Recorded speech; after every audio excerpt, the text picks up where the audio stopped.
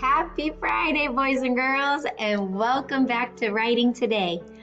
Who is thinking, oh my gosh, Ms. Rondo, we have done so much writing this week. What else could we write today?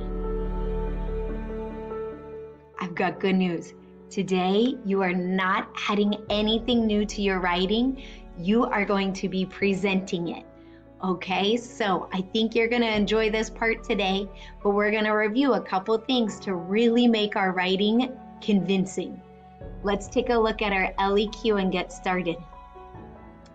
By now, you should be able to read this with me, so I'm only going to do it one time. Here we go. Ready?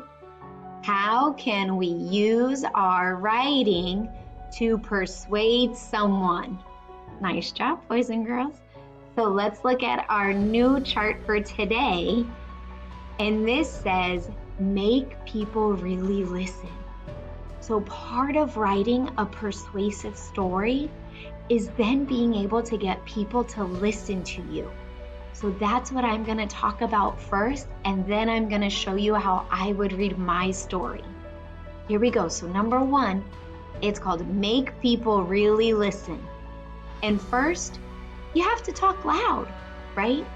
Should you be yelling? No, but making sure you use a nice, loud, strong voice so that people can hear you when you are reading your story.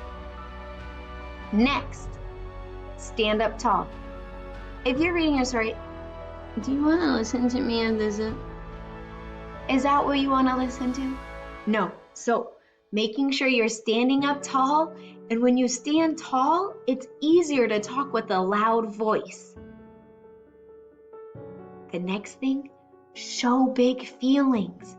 If it makes you happy, look happy. If it makes you sad, look sad. Is it fun when people read and look like this the whole time? I don't want to see any robots.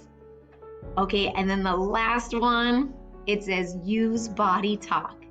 And this is something I do a lot. So that means like using your hands or your body to help convey your message. Okay, my friends? So those are the 4 things I want you to be thinking about when you read your story today. Talk loud, stand up tall, show big feelings, and use your body talk if it works for your story. So here's what I'm going to do now. I'm going to show you how I would read my story. So look, I have it right here in front of me, and now I'm going to read it to you guys. I'm making sure that I'm not standing up, I'm sitting. So I'm making sure I'm sitting tall. I'm going to use a loud voice, and if there's feelings, you're going to see it on my face. I'm not going to look and sound like a robot. Okay, ready? I think we need more swings for recess. I see kids fighting or crying for the swings. More swings would be good because we would have less kids on the playground.